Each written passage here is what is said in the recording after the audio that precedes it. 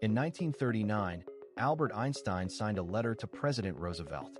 He was a pacifist. He had never worked on weapons, but he was terrified. Nazi Germany had the best physicists in the world. If Hitler built an atomic bomb first, the war was over before it started. So Einstein signed the letter. He spent the rest of his life calling it the greatest mistake he ever made. The US government built an entire city that didn't officially exist. Los Alamos, New Mexico. Population, 150,000. Families lived there for years. Children were born there. Their birth certificates listed the address as Post Office Box 1663. The man running it was J. Robert Oppenheimer. He was 38 years old. He had never managed anything larger than a university department. Now he was running the largest scientific project in the history of the world, with an unlimited budget and one goal: build the bomb before Germany does. Germany surrendered in May 1945. The bomb wasn't ready yet. The scientists had a choice. A physicist named Leo Szilard circulated a petition. They had built this weapon to stop Hitler. Hitler was gone. Using it on Japanese cities would kill hundreds of thousands of civilians. Szilard collected 70 signatures. The petition never reached President Truman. It was classified and buried by the military commander of the project.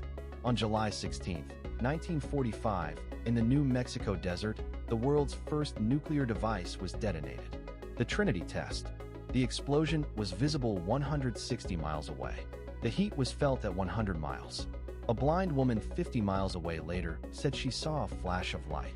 Oppenheimer watched the mushroom cloud rise, and a line from Hindu scripture came into his mind. "Now I am become death, the destroyer of worlds."